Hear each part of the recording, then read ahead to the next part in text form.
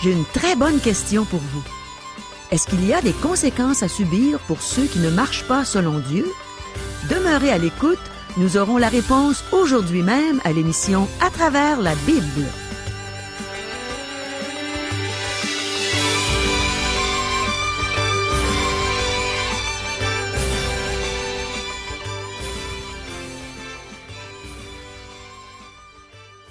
Bonjour, ici Caro. Dans le monde où l'on vit aujourd'hui, je crois que vous allez trouver que les questions suivantes sont vraiment d'actualité. Les voici. Est-il possible de tricher, de mentir et d'accomplir quand même l'œuvre de Dieu? Est-ce que la ruse que Jacob a utilisée pour obtenir la bénédiction de son père était justifiable? Est-ce que Jacob a dû porter les conséquences de sa ruse? Est-il acceptable aux yeux de Dieu que l'on fasse ce qu'on appelle des mensonges pieux? Est-ce qu'on a des conséquences à subir quand on ne marche pas selon Dieu? Est-ce que Dieu approuve que des chrétiens épousent des incroyants? La Bible a la réponse à toutes ces questions. C'est pourquoi le pasteur Régent Joly est prêt à nous les donner. Mais premièrement, demandons à Dieu qu'il nous aide à bien saisir cet enseignement. Prions. Mon Dieu, on est content de venir dans ta présence aujourd'hui pour recevoir ton enseignement. Parle-nous, dispose nos cœurs, qu'on puisse bien comprendre ton message aujourd'hui. Amen. À toi, Régent. Merci, Caro. Mes amis, je vous invite à ouvrir votre Bible au chapitre 27 du livre de la Genèse. Aujourd'hui, nous allons étudier ce chapitre. Ce chapitre nous relate la ruse que Rebecca et Jacob ont utilisée afin que Jacob reçoive la bénédiction qu'Isaac voulait donner à Ésaü. Jacob désirait fortement cette bénédiction de son père. Il savait que Dieu avait promis à sa mère que l'aîné servirait le plus jeune. Donc, la bénédiction lui appartenait déjà. Personne ne semble avoir cru Dieu, ni Rebecca, ni Jacob, et ni même Isaac. En effet, Isaac n'aurait pas choisi de donner la bénédiction à Ésaü s'il avait cru que Dieu l'accordait à Jacob. Il a agi en fonction de ses désirs plutôt que par la parole révélée de Dieu. Par contre, la ruse employée par Jacob pour obtenir la bénédiction ne peut pas être justifiée d'aucune manière. Il a triché et menti pour l'obtenir. Sa conduite est ignoble et nous ne pouvons pas l'approuver. Pas plus que nous pouvions approuver la conduite d'Abraham et de Sarah lors de la naissance d'Ismaël. Dieu n'avait pas besoin que Jacob l'aide en trichant et en mentant, donc il fera porter à Jacob les conséquences de ses actions. Il fera goûter à Jacob sa propre médecine. À la dernière émission, nous avons terminé le chapitre 26 en notant qu'Ésaü avait 40 ans. Il a pris pour épouse des Étiennes, ce qui fut un sujet d'amertume pour Isaac et Rebecca. Ils se rendent compte que s'ils ne veulent pas que Jacob épouse une Cananéenne ou une Étienne, il doit s'en choisir une de la famille d'Abraham, tout comme Isaac l'a fait. Débutons notre lecture, chers amis. Chapitre 27 du livre de la Genèse, versets 1 à 4. Isaac devenait vieux, et ses yeux s'étaient affaiblis, au point qu'il ne voyait plus. Alors, il appela Ésaü, son fils aîné, et lui dit, « Mon fils. » Il lui répondit, « Me voici. » Isaac dit, « Voici donc, je suis vieux. Je ne connais pas le jour de ma mort. Maintenant donc, je te prie, prends tes armes, ton carquois et ton arc, va dans les champs et chasse-moi du gibier. Fais-moi un mets comme j'aime et apporte-le-moi à manger, afin que mon âme te bénisse avant que je meure. » Isaac était un homme exceptionnel et n'était pas un faible malgré ce que pensent certains érudits. Abimélec et les Philistins ont fait une alliance avec Isaac, car ils le craignaient. C'était un homme exceptionnel de son époque. Cependant, nous voyons ici un de ses points faibles. Ésaü était son fils préféré. Jacob était le préféré de Rebecca. Ésaü était l'athlète, le chasseur, celui qui rapportait du gibier à son père. Isaac aimait Ésaü, il était fier de lui. Maintenant il est âgé, il désire bénir Ésaü. Il sait que Dieu a déclaré que l'aîné servirait le plus jeune, mais il n'en tient pas compte, car il aime et préfère son fils Ésaü. Il lui dit, « Fais-moi un mets, comme j'aime, et apporte-le-moi à manger, afin que mon âme te bénisse avant que je meure. » Nous avons un aperçu de ce qui se passe à l'intérieur de cette famille. Avez-vous remarqué les conflits qu'il y a dans les familles depuis que nous sommes dans cette section de la Genèse? Il y eut des conflits dans la famille d'Abraham à cause d'Agar. Maintenant, il y a un conflit dans la famille d'Isaac à cause des jumeaux. Poursuivons notre lecture, les versets 5 à 8. Rebecca écouta ce qu'Isaac disait à Ésaü, son fils. Et Ésaü s'en alla dans les champs pour chasser du gibier et pour le rapporter. Puis Rebecca dit à Jacob, son fils, « Voici, j'ai entendu ton père qui parlait ainsi à Ésaü, ton frère. Apporte-moi du gibier et fais-moi un mets que je mangerai, et je te bénirai devant l'Éternel avant ma mort. Maintenant, mon fils, écoute ma voix à l'égard de ce que je te commande. » Donc la ruse fut conçue par Rebecca. C'est du mensonge et de la tricherie. Cette tromperie ne peut pas être approuvée en aucun cas. Si Dieu en parle dans sa parole, c'est que l'incident fait partie de l'histoire. Ce n'est pas parce qu'il l'approuve. En fait, il condamne cette action. Nous verrons les conséquences de cette tromperie plus loin. Poursuivons, versets 9 à 11. « Va me prendre au troupeau 2 bons chevreaux. J'en ferai pour ton père un mets comme il l'aime, et tu le porteras à manger à ton père, afin qu'il te bénisse avant sa mort. » Jacob répondit à sa mère, « Voici, Ésaü mon frère est velu, et je n'ai point de poils. » Non seulement Ésaü était-il du type athlétique, mais il était aussi un homme très poilu. Poursuivons, versets 12 à 17. « Peut-être mon père me touchera-t-il, et je passerai à ses yeux pour un menteur, et je ferai venir sur moi la malédiction, et non la bénédiction. » Sa mère lui dit, « Que cette malédiction, mon fils, retombe sur moi. Écoute seulement ma voix, et va me les prendre. » Jacob alla les prendre, et les apporta à sa mère, qui fit un mets comme son père aimait. Ensuite, Rebecca prit les vêtements d'Ésaü, son fils aîné, les plus beaux qui se trouvaient à la maison, et elle les fit mettre à Jacob, son fils cadet. Elle couvrit ses mains de la peau des chevreaux et son cou qui était sans poils. Elle y plaça dans la main de Jacob, son fils, le mets et le pain qu'elle avait préparés. Mes amis, je ne peux pas m'empêcher de faire un commentaire. Rebecca mit la peau des chevreaux sur le cou et les mains de Jacob afin de tromper son mari Isaac. Non seulement pouvait-il toucher la peau, mais il devait aussi la sentir. Ésaü ne devait pas utiliser un déodorant bien efficace. Ça me rappelle l'histoire de 2 ouvriers travaillant dans un coin étroit. L'un dit à l'autre, « Le déodorant de l'un de nous n'est plus efficace. » L'autre de répondre, « Ça doit être le tien, car je n'en utilise pas. » Je ne pense pas qu'Ésaü utilisait du déodorant. Il ne devait pas prendre sa douche souvent. Non seulement était-il poilu, mais il dégageait l'odeur des troupeaux auprès desquels il travaillait. Nous ne pouvons pas nous empêcher de remarquer cela en lisant ce passage. Versets 18 à 20. Il vint vers son père et dit, « Mon père. » Et Isaac dit, « Me voici. Qui es-tu, mon fils? » Jacob répondit à son père, « Je suis Ésaü, ton fils aîné. J'ai fait ce que tu m'as dit.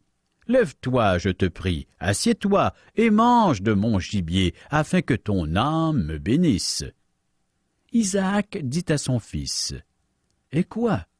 Tu en as déjà trouvé, mon fils? » Et Jacob répondit, « C'est que l'Éternel, ton Dieu, l'a fait venir devant moi. » Jacob fait un mensonge pieux, typique de ceux que, malheureusement, l'on retrouve trop souvent dans nos milieux évangéliques.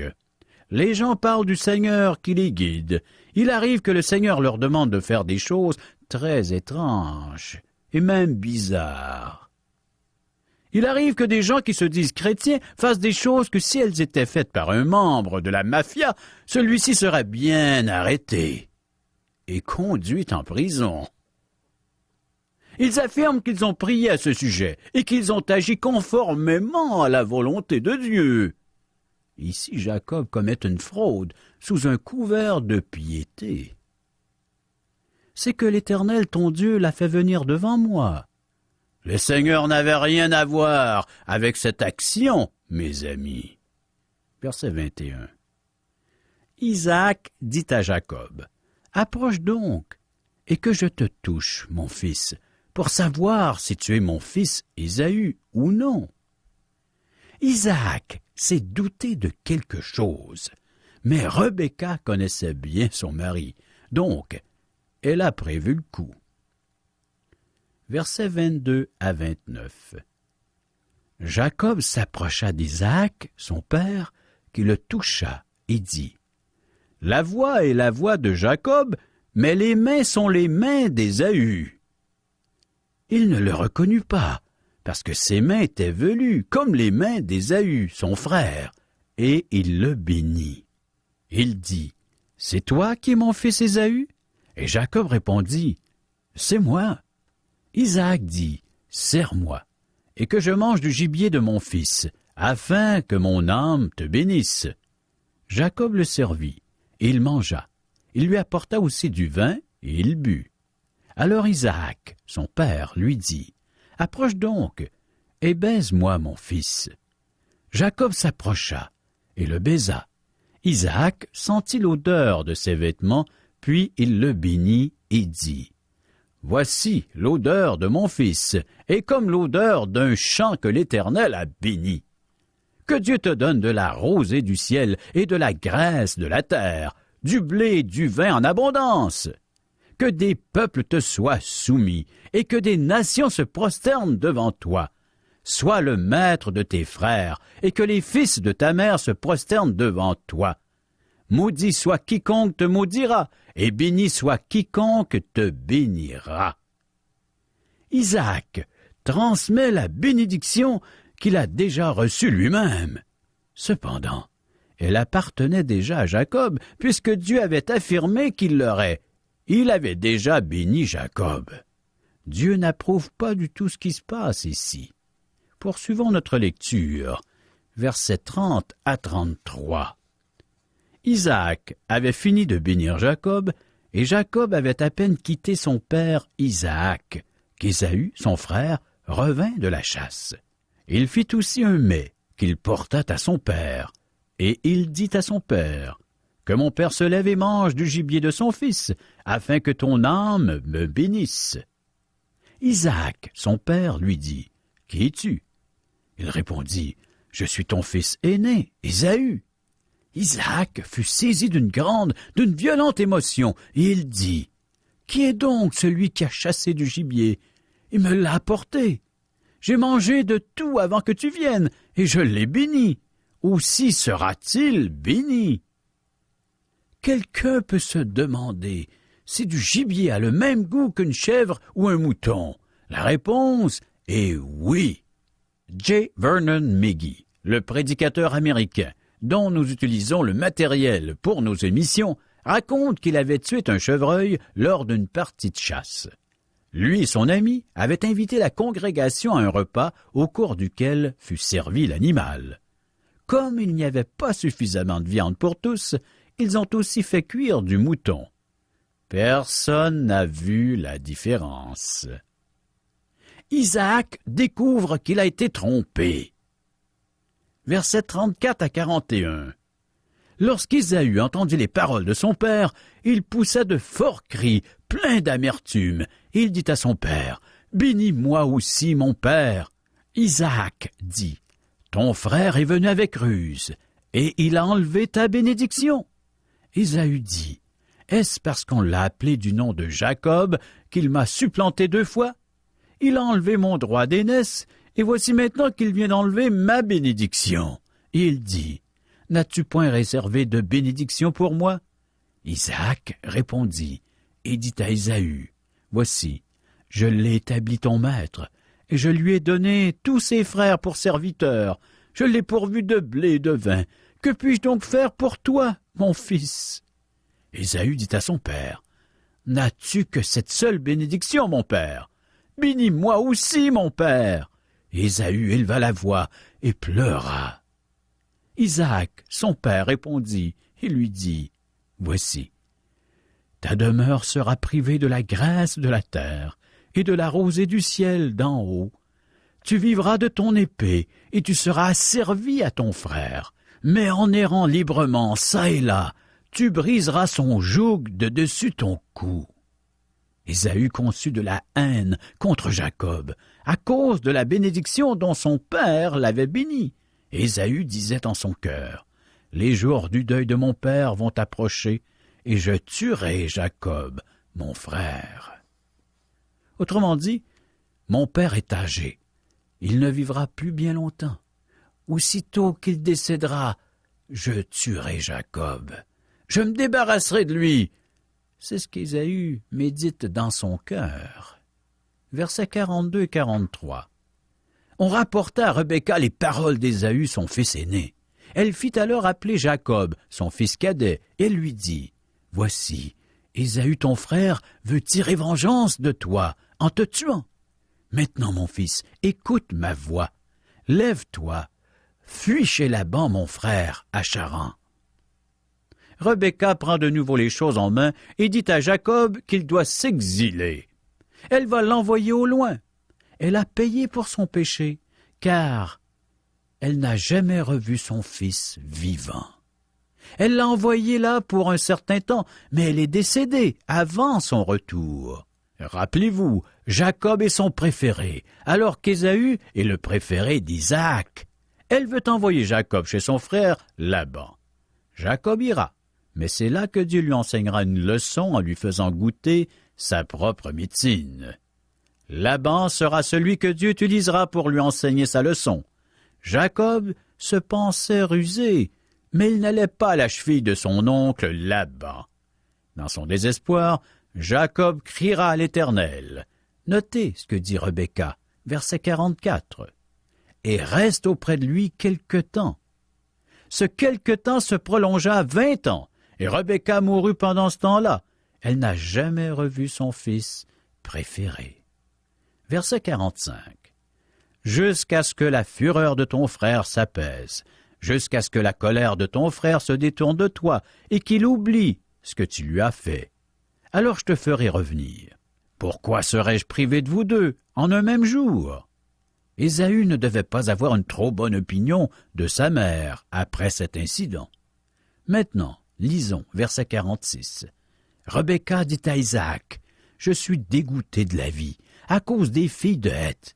Si Jacob prend une femme comme celle-ci parmi les filles de Heth, parmi les filles du pays, à quoi me sert la vie? » Ésaü avait épousé des Étiennes, des filles d'une culture sans crainte de Dieu. Ces femmes attristaient déjà le cœur d'Isaac et de Rebecca. Elle craint que Jacob en épouse une aussi s'il demeure dans le pays. Elle utilise cela comme excuse pour éloigner Jacob d'Ésaü, qui veut tuer son frère. Ceci nous amène au chapitre 28. Isaac et Rebecca se mettent d'accord afin que Jacob se rende chez Laban, là d'où vient Rebecca. L'intendant d'Abraham était allé chercher Rebecca à Charan. Donc, une raison pour y envoyer Jacob est d'obtenir une épouse. Donc, il ne va pas là seulement pour fuir Ésaü. Il est probable que cela se serait produit, mais Rebecca est décédée avant le retour de Jacob. Jacob est cependant revenu à temps pour les funérailles de son père. Maintenant, allons au verset 1er du chapitre 28 du livre de la Genèse. Isaac appela Jacob, le bénit et lui donne cet ordre. « Tu ne prendras pas une femme parmi les filles de Canaan. » Partout dans l'Ancien Testament, nous voyons que Dieu ne veut pas que les siens épousent des païens qui ne craignent pas Dieu. C'est pourquoi je pense que Genèse chapitre 6 réfère à la lignée de Seth, choisi par Dieu, qui accepte de marier des gens de la lignée de Caïn, la lignée rejetée par Dieu. C'est cela qui a provoqué le jugement par le déluge et qui réduisit la population mondiale à 8 personnes. Les mariages de croyants et d'incroyants éloignent toujours les chrétiens de Dieu. Je donne cet avertissement, car nous vivons dans une période où les jeunes ne suivent pas toujours les conseils des parents, encore moins celles d'un prédicateur de beaucoup leur aîné. Nous, les pasteurs, nous voyons souvent de jeunes chrétiens ou de jeunes chrétiennes désireux d'épouser un incroyant. Ils pensent qu'ils vont le gagner à Christ. Si vous ne gagnez pas votre futur conjoint à Christ avant de l'épouser, il est peu probable que vous le fassiez après le mariage. Dieu interdit aux siens d'épouser des incroyants. Cela entraîne toujours de la souffrance, et je voudrais vous l'éviter. Nous en connaissons des centaines de cas. Ces mariages sont rarement heureux, car Dieu est mis de côté. On ne peut refuser le plan de Dieu sans en subir des conséquences. Regardez Akab et Jézabel. Le Nouveau Testament commande clairement aux enfants de Dieu de ne pas se mettre sous un joug étranger. C'est ce que nous lisons dans le Nouveau Testament. La deuxième lettre de Paul aux Corinthiens, chapitre 6, versets 14 à 18. Ne vous mettez pas avec les infidèles, sous un joug étranger, car quel rapport y a-t-il entre la justice et l'iniquité? Ou qu'y a-t-il de commun entre la lumière et les ténèbres? Quel accord y a-t-il entre Christ et Bélial? Ou quelle part a le fidèle avec l'infidèle? Quel rapport y a-t-il entre le temple de Dieu et les idoles? Car nous sommes le temple du Dieu vivant, comme Dieu l'a dit. J'habiterai et je marcherai au milieu d'eux. Je serai leur Dieu, ils seront mon peuple. C'est pourquoi, sortez du milieu d'eux et séparez-vous, dit le Seigneur. Ne touchez pas ce qui est impur, et je vous accueillerai. Je serai pour vous un père, et vous serez pour moi des fils et des filles, dit le Seigneur Tout-Puissant. Épouser un incroyant ou une incroyante est une façon de se mettre sous un joug étranger. Ce n'est pas simplement une activité religieuse œcuménique. Si Jacob demeure dans le pays, cela risque d'arriver. Et voilà pourquoi que sa mère, Rebecca, ainsi que son père, Isaac, prennent cette position d'un commun accord. Maintenant, Isaac envoie Jacob chez Laban, le frère de Rebecca. Poursuivons notre lecture. Verset 2 de Genèse 28. Lève-toi, va à Paddan Aram, à la maison de Bethuel, père de ta mère, et prends-y une femme d'entre les filles de Laban, frère de ta mère. Isaac envoie Jacob chez Laban, et croyez-moi, Jacob trouvera chaussure à ses pieds. Jacob n'est pas tiré d'affaire, mais il l'ignore encore. Il ne tardera pas à le découvrir, et pour le faire, nous devrons patienter jusqu'à la prochaine émission. Préparez-vous en lisant Genèse chapitre 28. Merci, Régent. Il est clair, si on regarde l'enseignement d'aujourd'hui, que Dieu interdit aux siens d'épouser des incroyants. Depuis le nombre d'années que je suis chrétienne, j'ai eu le temps de voir quelques enfants de Dieu qui ont quand même marié des incroyants. Et ce que Régent nous a enseigné aujourd'hui à ce sujet, ça s'est accompli exactement comme il l'a dit. Et ça se produit surtout chez des jeunes chrétiens. Ils se pensent assez forts pour amener leur conjoint ou leur conjointe à Christ par leurs propres moyens. Et ça a des conséquences désastreuses la plupart du temps.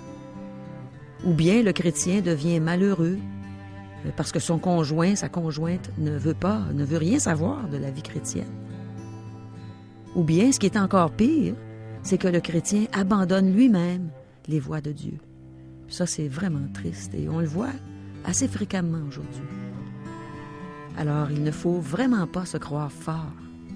L'apôtre Paul dit « Quand je suis faible, c'est alors que je suis fort. » Il dit aussi que celui qui se croit debout prenne garde de tomber. Quand on se croit fort, on oublie de s'appuyer sur le Seigneur. On oublie de chercher dans sa parole les moyens de rester debout. Alors, comme Régent nous l'a enseigné aujourd'hui, on ne peut pas refuser le plan de Dieu sans en subir des conséquences, des conséquences graves. Dieu résiste à ceux qui lui désobéissent. Il se prive de sa bénédiction. Dieu aime un cœur obéissant. Et je pense au meilleur exemple d'obéissance. C'est Jésus lui-même. Jésus, le Fils de Dieu, le Roi des rois, Dieu lui-même. Et puis, il est venu au monde dans un corps de petit bébé, un corps d'humiliation comme le nôtre. Et il a été obéissant. Il a été obéissant à ses parents. Il a été obéissant en toutes choses. Il a été obéissant envers tous les commandements de Dieu. Ses propres commandements, quoi. On pense au commandement qui dit « Honore ton père et ta mère ». Et puis il a honoré son père et sa mère. Il était obéissant envers eux. Il a été obéissant envers son Père du ciel, alors qu'il est allé à Gethsémani, puis qu'il a dit « Oui, je veux faire ta volonté, Père, et non la mienne ». Il a fait sa volonté et est allé mourir sur la croix pour nous. Grâce à son amour, à son obéissance, il est allé sur la croix, puis il a payé la dette de mes péchés. Ma dette à moi qui a été désobéissante envers tous ses commandements. Il s'est fait pécheur pour moi, afin de me racheter, moi qui avais désobéi à tous ses commandements, moi qui avais désobéi à sa parole. Et il a payé ma dette. Il a payé ta dette. Est-ce que tu te sens concerné? Est-ce que tu vois des désobéissances dans ta vie? Des choses que tu as faites dans ta vie qui étaient contre le plan de Dieu pour toi? Ou peut-être juste ta conscience t'accusait parce que tu ne connaissais pas encore la parole de Dieu. Mais Dieu veut te pardonner tout ça. Il y a un geste d'obéissance que tu dois faire. Et c'est un geste qui va te bénéficier toi-même. C'est d'accepter Jésus pour ton sauveur. De te reconnaître un pécheur coupable. De reconnaître que tu ne peux pas entrer dans le royaume sans passer par Jésus. Jésus qui est le chemin, la vérité, la vie. Il a dit que personne ne vient au Père s'il ne passe pas par lui. Alors si tu veux venir au Père, si tu veux avoir la vie éternelle, eh bien, obéis au Seigneur. Obéis et entends sa voix qui dit « Viens à moi, je veux te donner la vie éternelle. » Vous avez des commentaires? Des questions? Vous aimeriez savoir ce que la Bible a à dire sur tel ou tel sujet? Écrivez-nous. Vous pouvez recevoir par le fait même des cours bibliques que nous offrons tout à fait gratuitement, ainsi que des invitations à assister à l'un de nos merveilleux déjeuners de l'espoir offerts à la grandeur du Québec, où vous pourrez entendre des témoignages de vie transformées par le message de la Bible. Pour en connaître les dates et les endroits où auront lieu ces déjeuners, pour nous rejoindre, un des membres de l'équipe d'Aujourd'hui l'Espoir est disponible à recevoir vos commentaires. Vous composez le numéro de téléphone suivant, 1-877-l'Espoir, 1-877-l'Espoir, ou via notre site Internet www.espoir.ca, ou bien vous nous écrivez à Aujourd'hui l'Espoir, 6640 3e Avenue Ouest, Charlebourg, Québec, le code G1H 6H4. Et ici, Régent Joly qui vous dit à demain.